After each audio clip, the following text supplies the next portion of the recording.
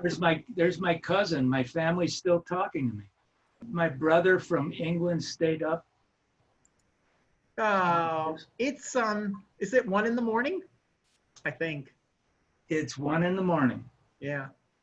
We're doing a few events with UK writers, and so we're having those in the afternoon.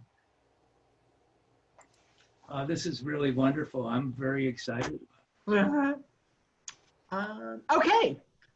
Greetings to and welcome to the Boswell Book Company virtual event series. I'm Daniel Golden, the proprietor, and I always do like to say how many days we've been in business. It is day 4,135. Didn't really expect to be doing things this way at 3,135. Thank you, Kim. But that's the way things are. We are so honored to have Myles Hopper for his new memoir, My Father's Shadow. Myles has been a cultural anthropologist and former faculty member at universities in Canada and the United States. He has been writing for Family Stories from the Attic, which Boswell did an event for, the Jewish Literary Journal, Creative Wisconsin Anthology, and Friends, Voices on the Gift of Companionship. And he lives in Shorewood, and what that means is that all our copies are signed, and some of you got some copies personalized. The book is available. I sent out the link for you to purchase copies, and as I mentioned, Kim Sir is the director of Red Oak Writing, which does workshops and roundtables and summer camps, I learned.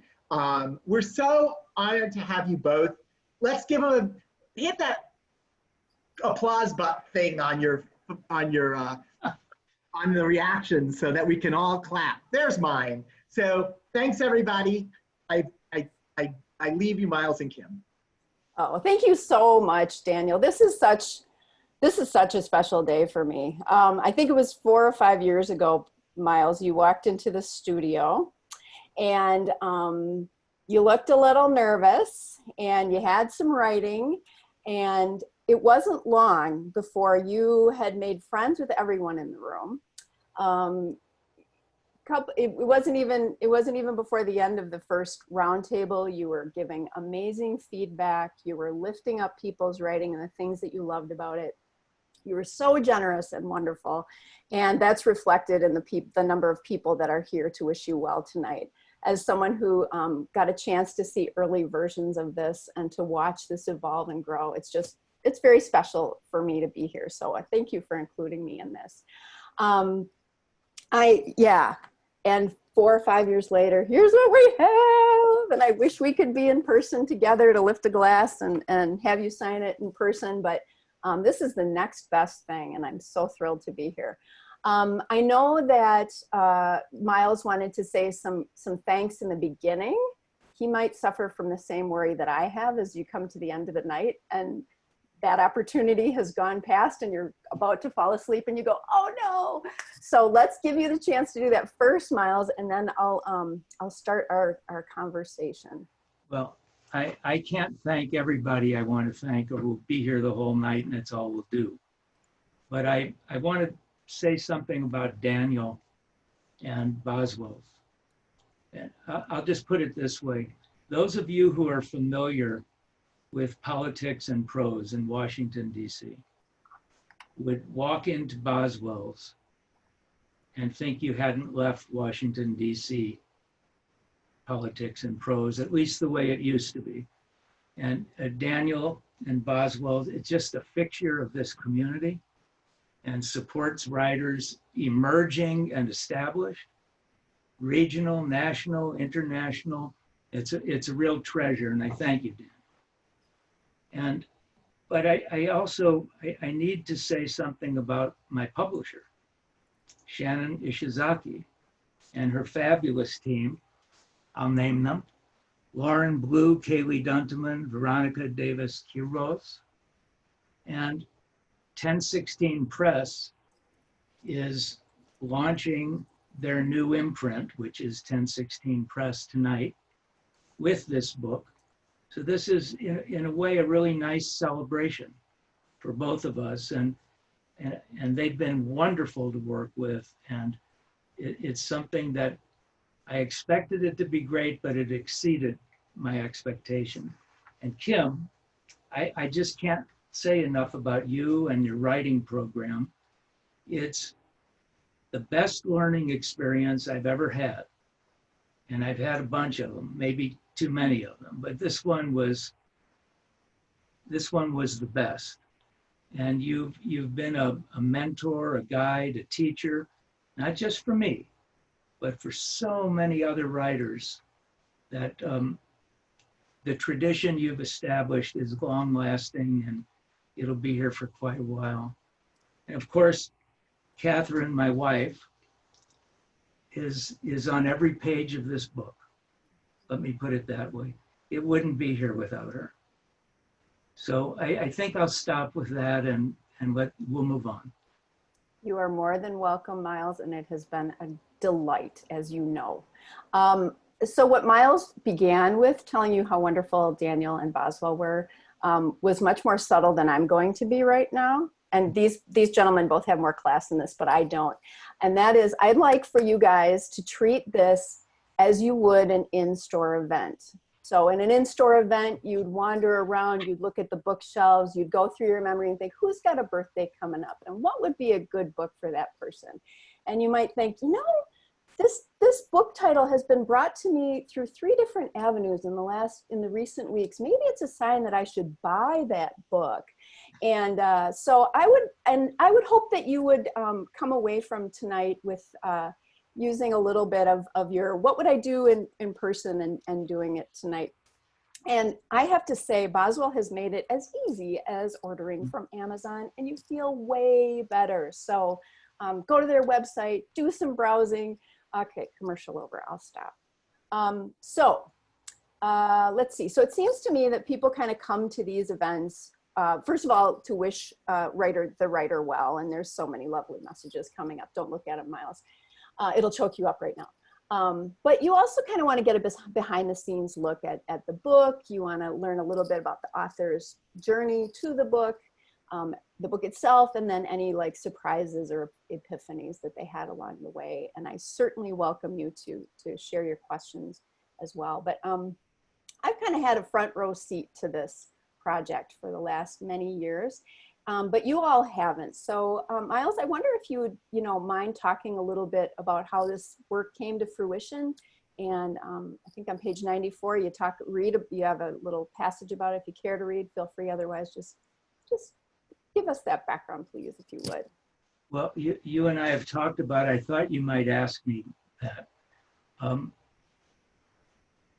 I wrote one of the stories that's in this book that's actually kind of pivotal story.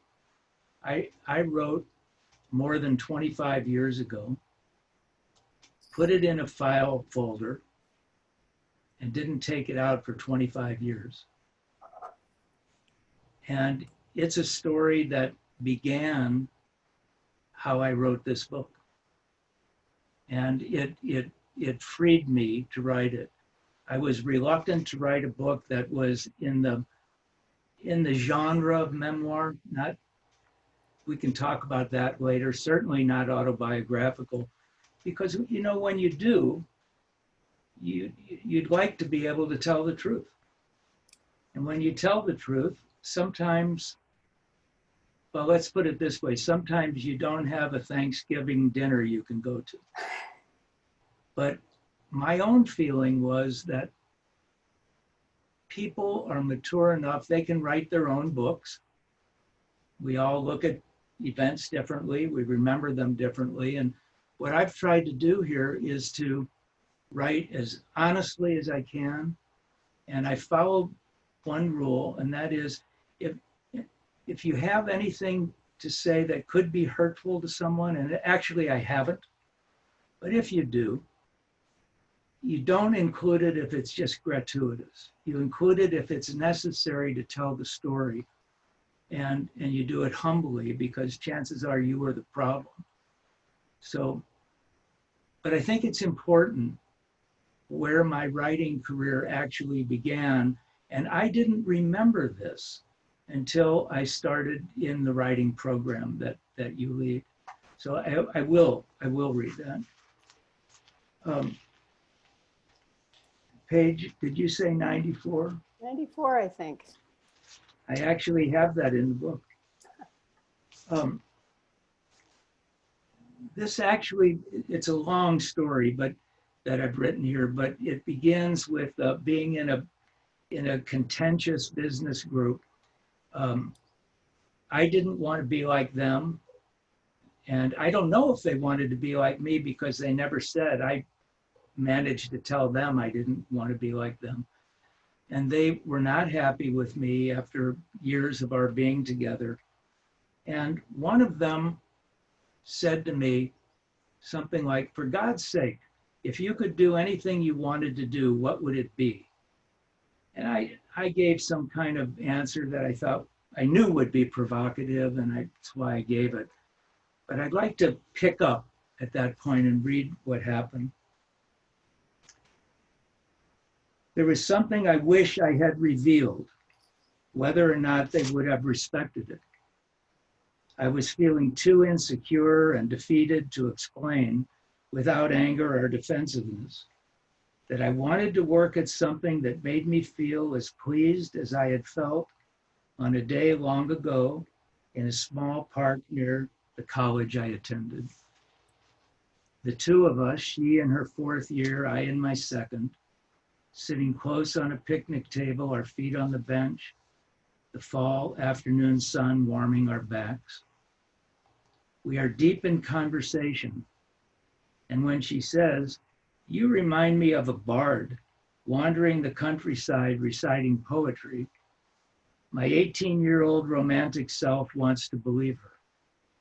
I will never see her again after she graduates, nor will I ever forget that day. I'd like to go on for another paragraph here. 4 years ago, probably 5 now, on a cold Thursday evening, I drove to my first session as what is known as a round table, a critique group for writers. Each person was to read her or his writing, and the others were to provide oral and written feedback. With each passing mile, critique began to function less as an adjective or noun and more as an intimidating transitive verb with a direct object, my words and me. That's how it began. Thank you. Thank you very much. And of course, now everyone is wondering, so if that piece sat in that folder waiting for 25 years, do you remember what it was that made you feel comfortable enough to take that step 25 years later? Or all those years later after that scene that you just read to us? Yeah, yes. I got, it's partly what I just read. Mm-hmm.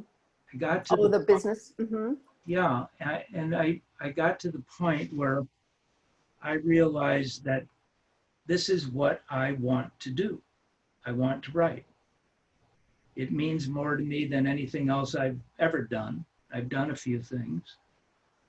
And what I didn't mention is that I had forgotten that that folder was there. And Catherine found it. She said, "Did you know that you have this?" I said, "I don't even know what it is." And that was a story, a version of which is in the book, about both my uncle's death and my grandfather, his father's death. And that really unlocked it for me. I knew that it was something about it. I just knew it was okay to begin, mm-hmm. and it would all be okay. Nice, nice. Thank you. And those are 2 beautiful pieces in the book, by the way, for those of you who are going to read it. So we in the back of the book, there's a little Q&A interview that you and I had via email, of course.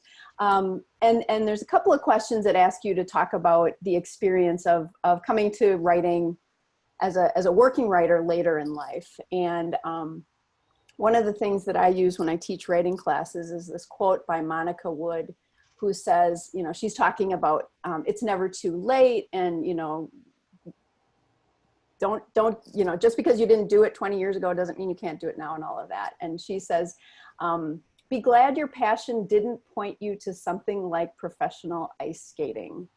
And then she spools out like how the scenario would go if you decided that was your passion a little bit later in life, and suggests that probably we're all better writers now than we would have been when our knees had all their padding. So would you mind talking a little bit about like what it is, what it's like to, what are the upsides of writing from your vantage point in your 70s that you probably couldn't have or wouldn't have written about earlier? Yeah, well, I think that's a great question, and I've obviously thought about it a lot.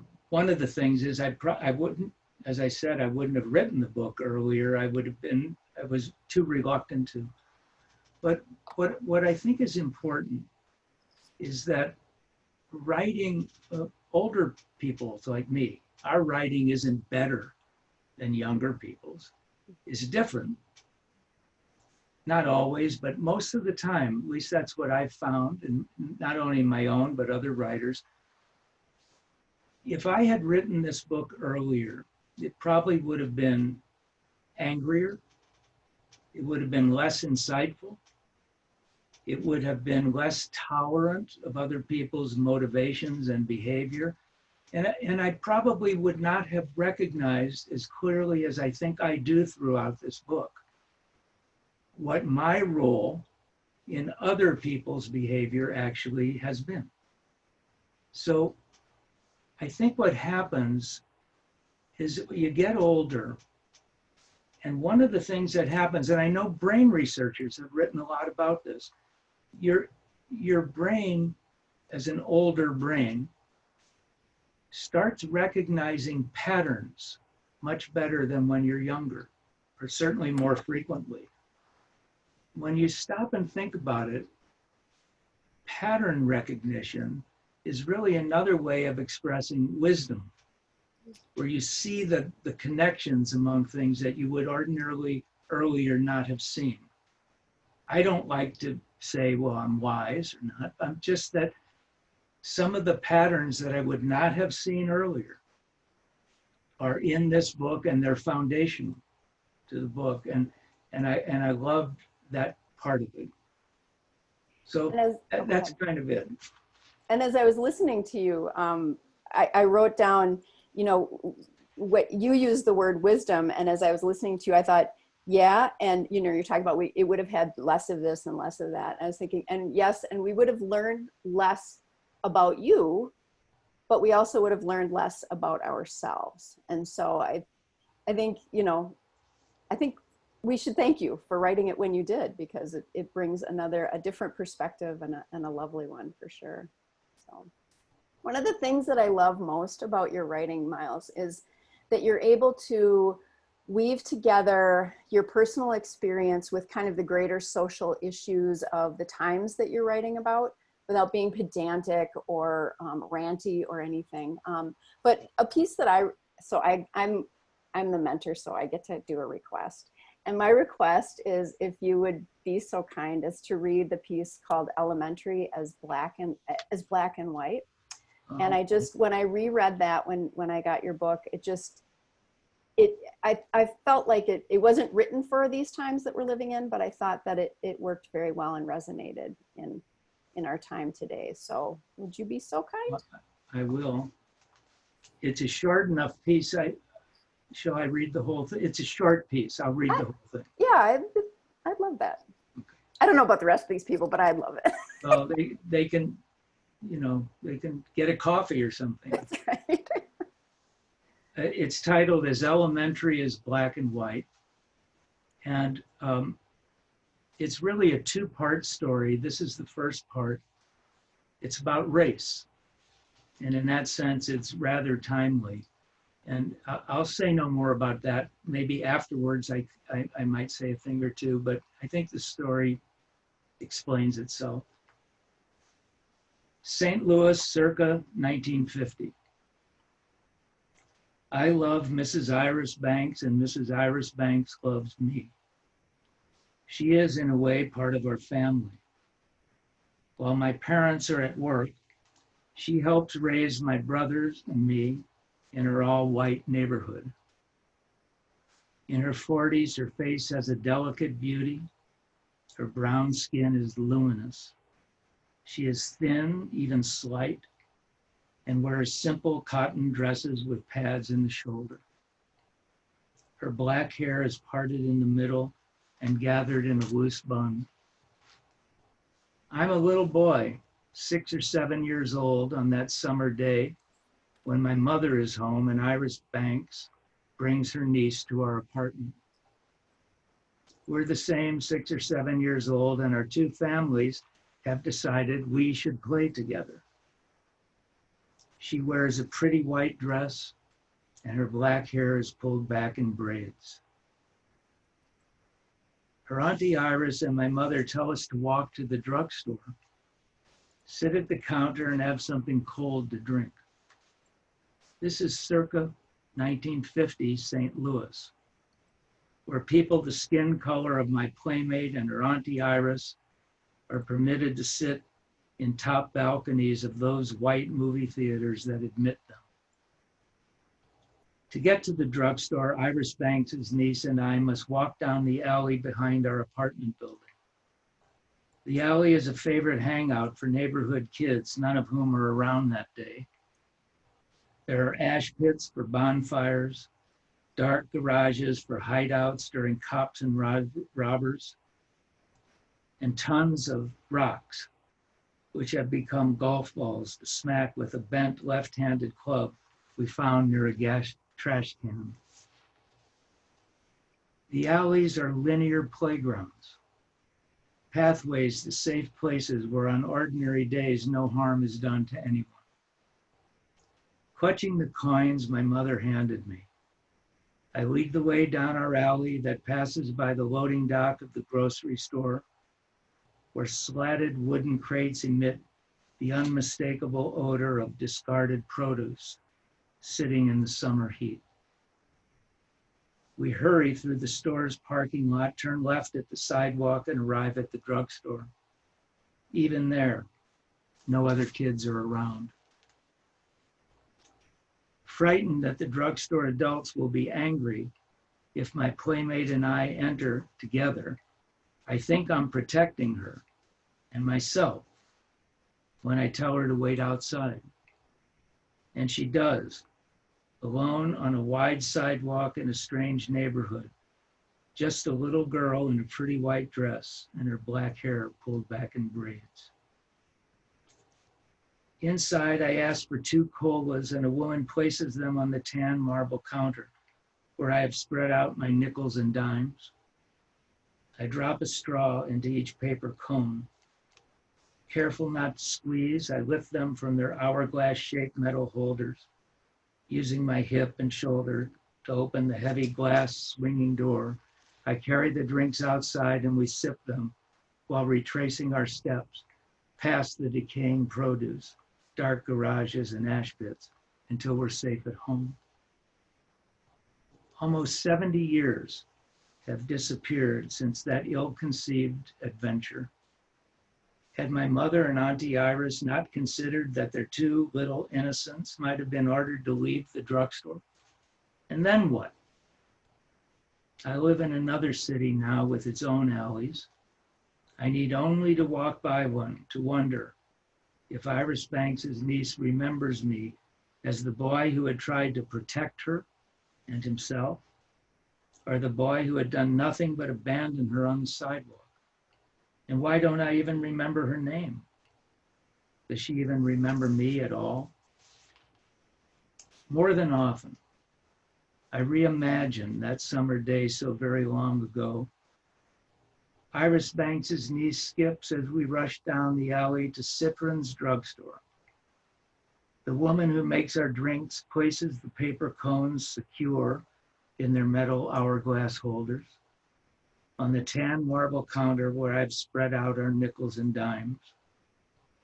My playmate and I giggle as we twist left and right on the revolving stools and enjoy our drinks. When just the right amount of cola remains in the paper cones, our straws make that awesome sound kids love and grown-ups can't stand. We laugh at this and know we've become friends. A little boy in shorts and a little girl in a pretty white dress and her black hair pulled back in braids take their sweet time walking up the alley, holding hands all the way home.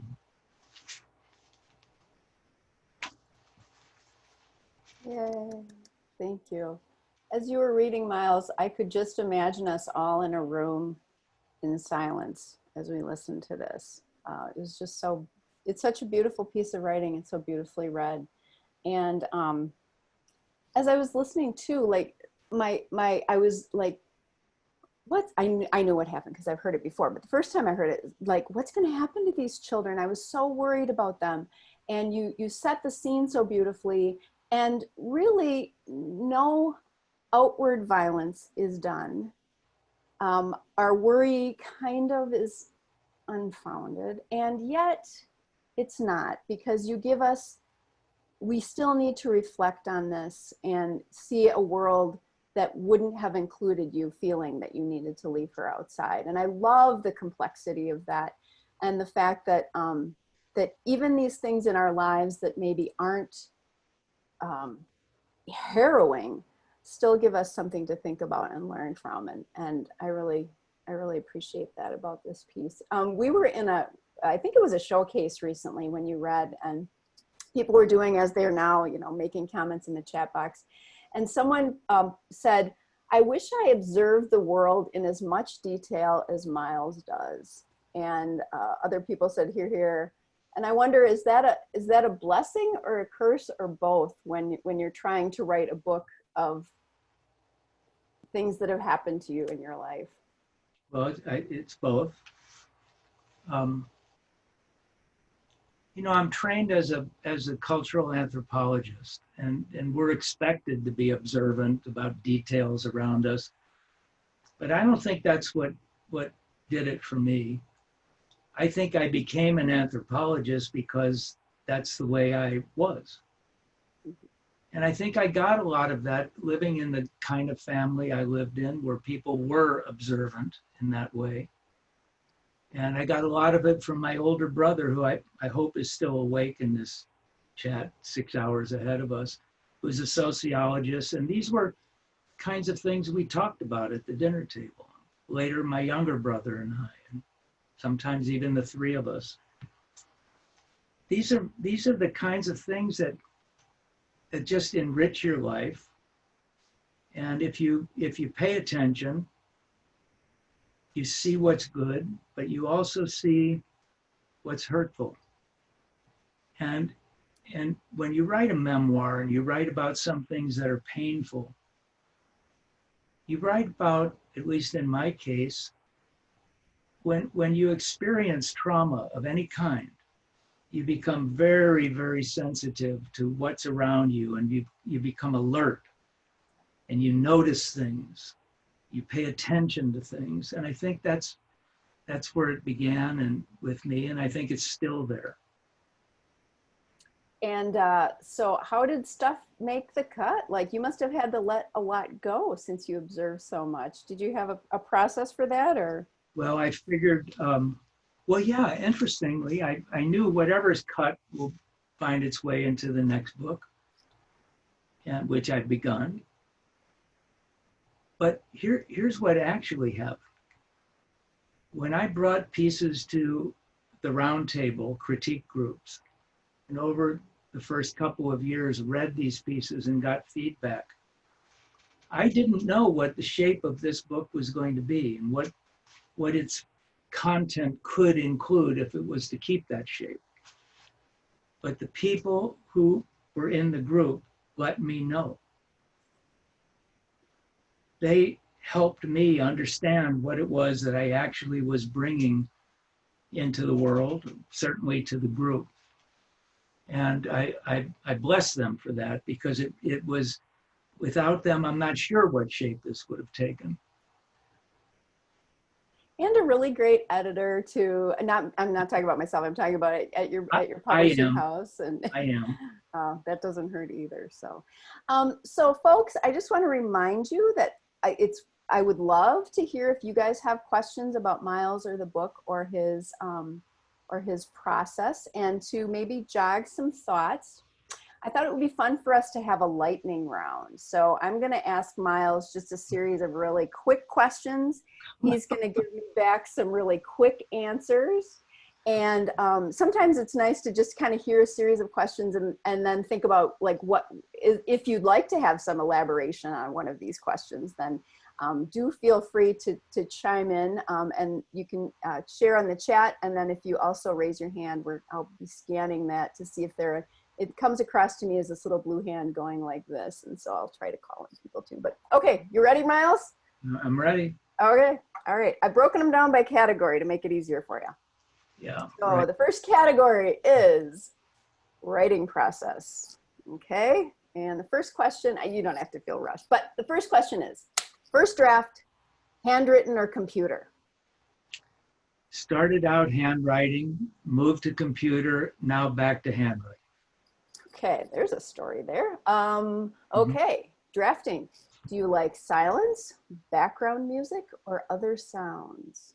I love background music and the Grateful Dead and Leonard Cohen, and don't ask me why, but that's the deal. They're my muses. That's beautiful. Don't ask me why. We won't even bother. If they're working for you, they're working for you, right? Okay, so do you prefer to write alone or among, like in a room with other people in it? I guess I prefer to write alone, but when I do write in rooms with other people, especially if they're writers, I feel energized by it. It helps me come back to the table where you sit alone, but you're never alone when you write. There are always people with you and helping. And cool, thank you. And one last one for writing process. Okay, so sharing your work for feedback. Now some writers, I'm not one of them, they can do it when it's fresh off the pen, or fresh off the keyboard. They bring it into Roundtable and get feedback. Or do you do lots and lots of revision before you bring it to a Roundtable, or is it somewhere in between? I do lots of revision, but with the understanding that there's lots more to do.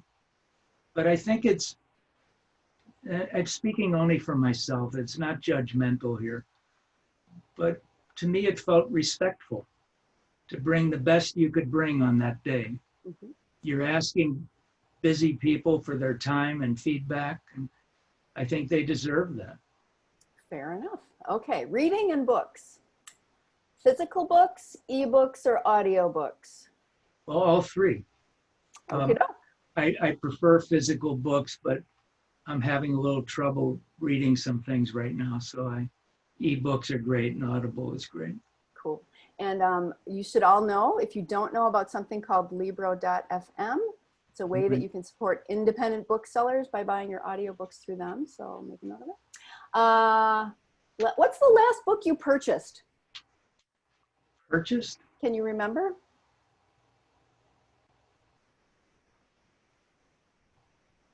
Yeah. Well, the last one that was purchased for me. Okay, good enough.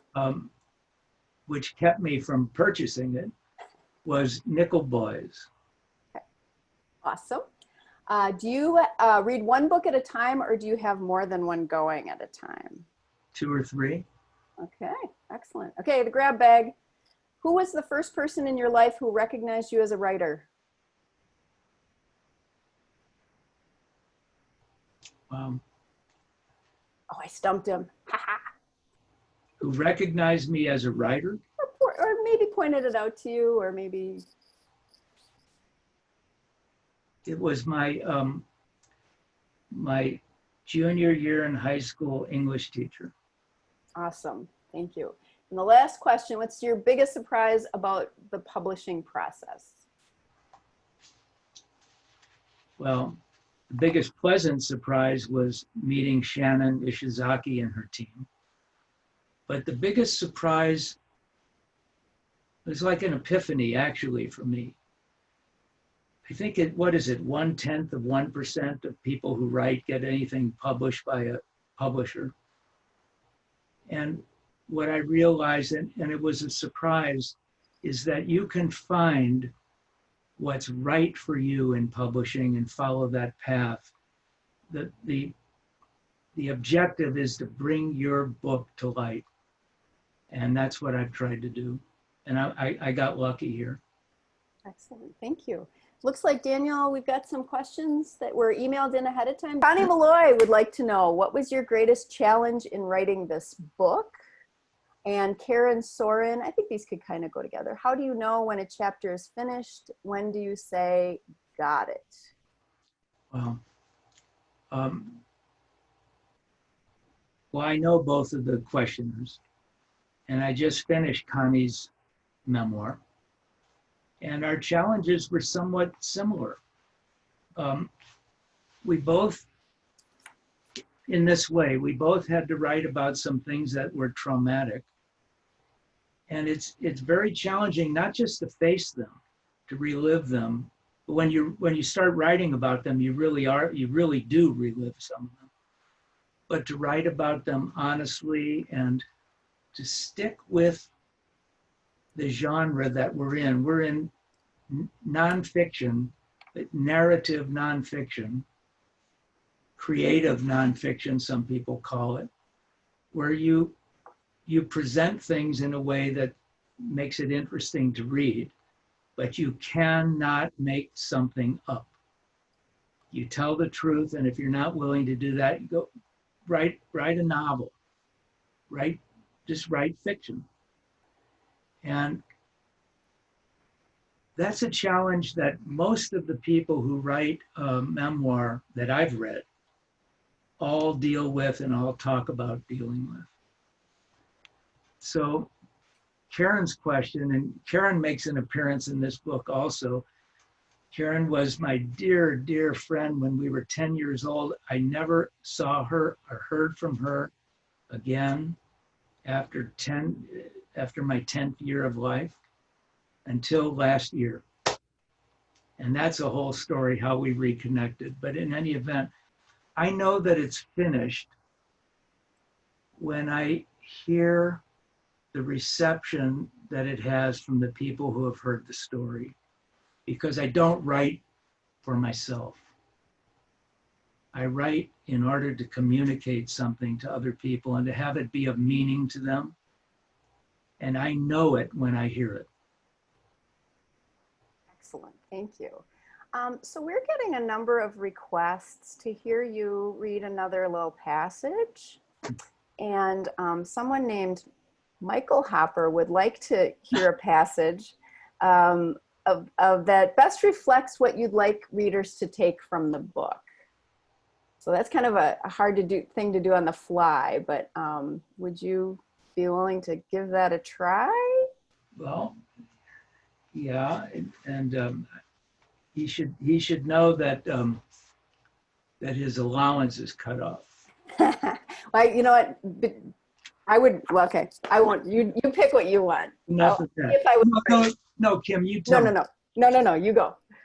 I'll tell you if that's the one I thought you'd pick. Well, I don't really know, but I'm going to pick one about when I was 21 years old in Israel.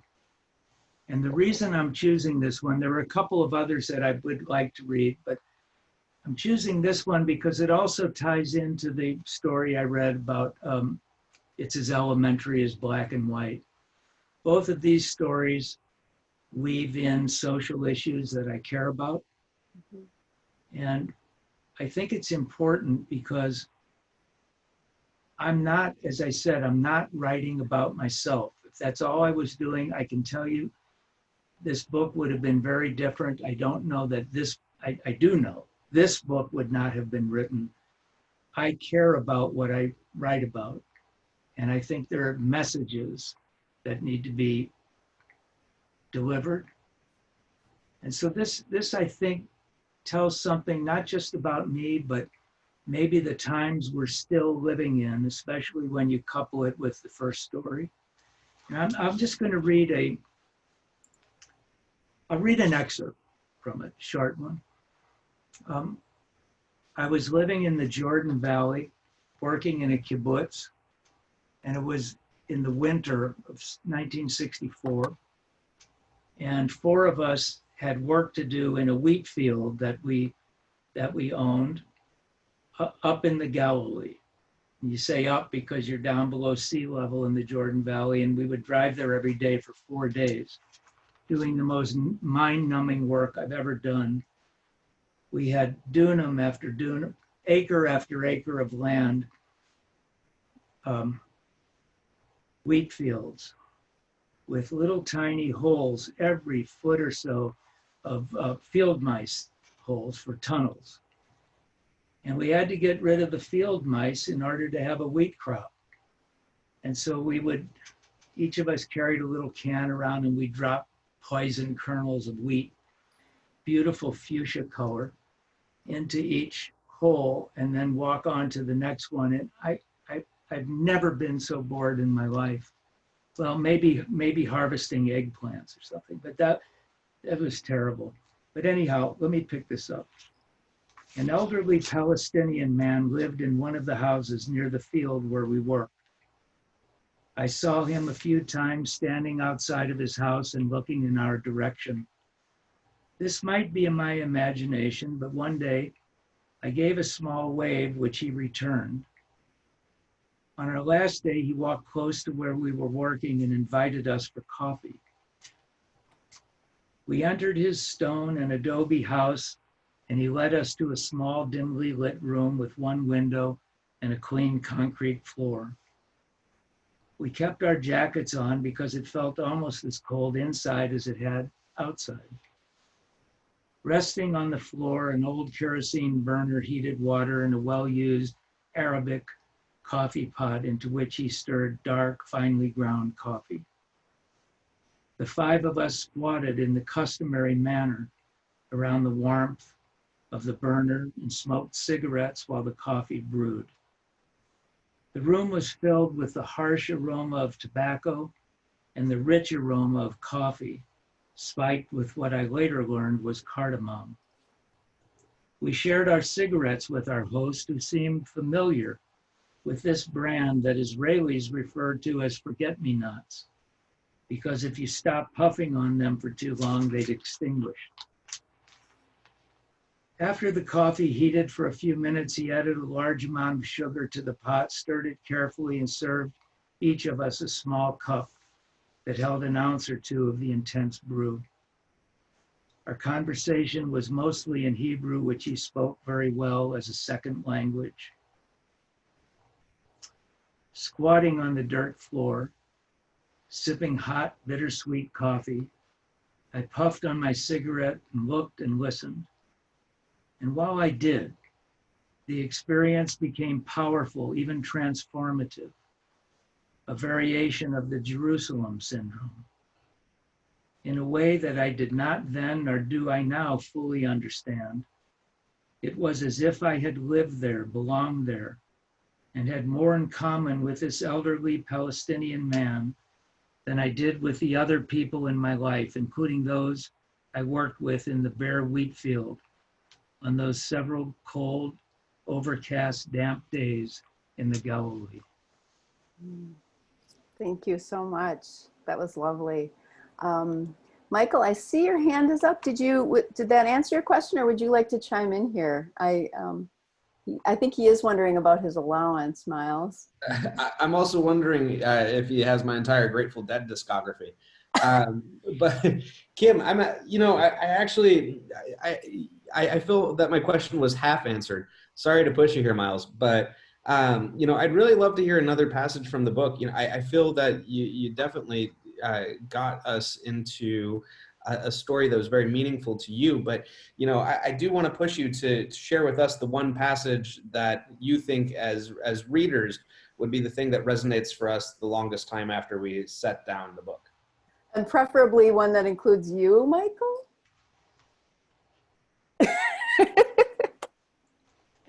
I didn't get an answer on that one. I don't, that's a difficult story, a difficult question to answer. I think I won't answer it by reading something, because there are just too many possible choices, and I'm not sure that it would satisfy your question no matter which one I pick. But what I do want people to know about the book and to take away from this book is that I honestly, and I think this says something about me, I think when you finish this book, you'll know as much, if not more, about the other people I write about than about myself. And I think you'll learn something about myself. But I don't write the stories only about me. I write them in terms of my interaction with the other people that are in my life. And the main thing that, Michael, that I'd want to leave you with and everybody else with in answering your question is something that told me I was on the right path with this book when I read a particular story about resilience and overcoming pain and sorrow and having forgiveness, getting on with your life.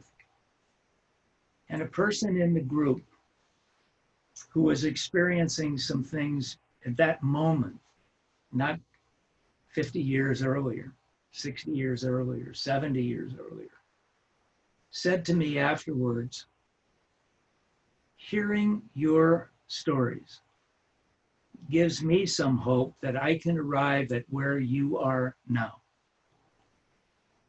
When I heard that, Michael, I knew I was writing the right book. Lovely, lovely answer. Nicely played too. He says, so in other words, I'll have to buy the book to find out. Smart Alec.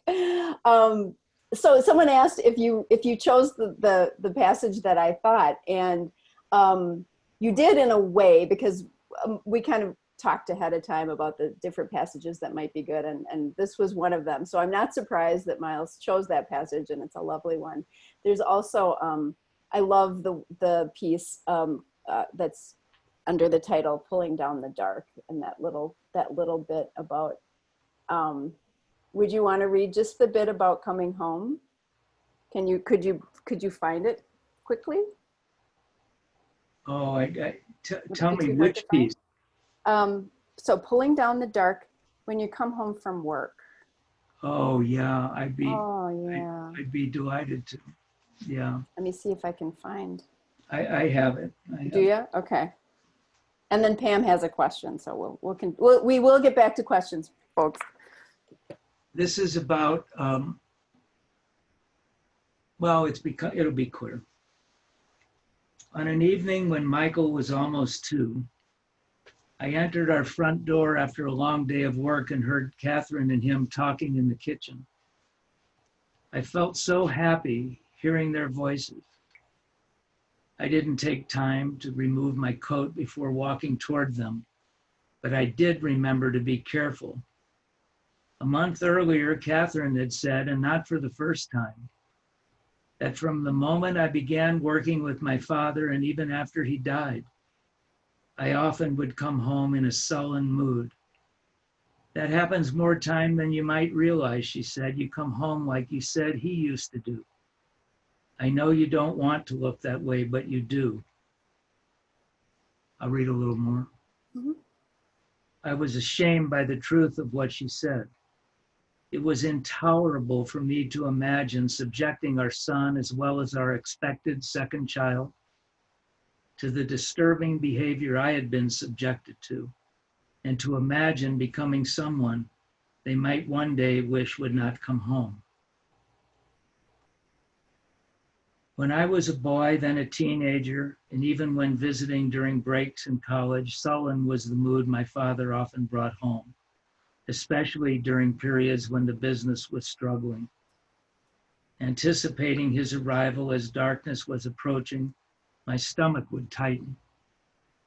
I was afraid that an argument between us would be moments away, and sometimes it was. Almost finished here. That was the kind of father I never wanted to be. I wanted to be like the father who had said he wanted to meet my children, which he did say.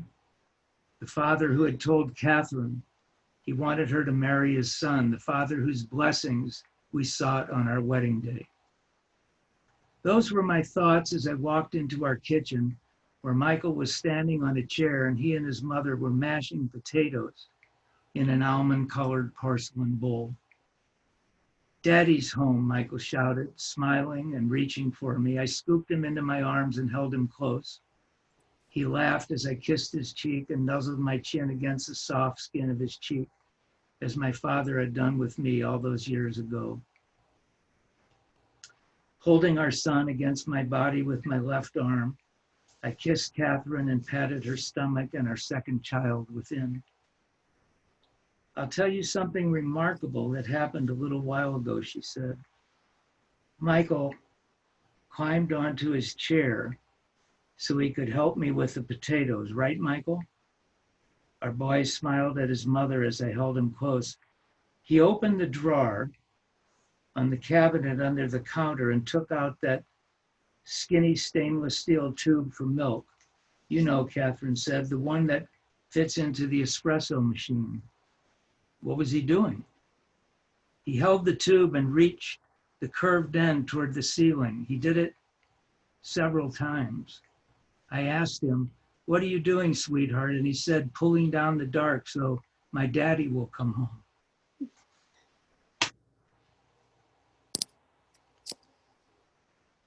I can't get through that piece.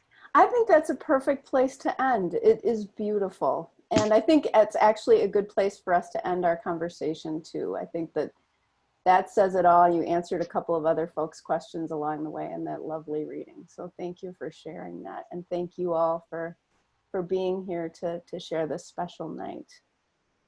I would like to thank Kim, sir, for doing a fabulous job. Don't forget, if you're not from Red Oak Riding, don't forget to check out their website, which we have on our page. In addition, don't forget that Myles Hopper's book is available from Boswell. Our copies are signed, and thank you very much, all of you, for coming tonight. We wouldn't have a bookstore without you. Thanks everybody for coming. Hope to see you at another. Thank you. Thank you very much. Are we actually off? No, but you will be in a second. Okay. Ready? 3, 2, 1.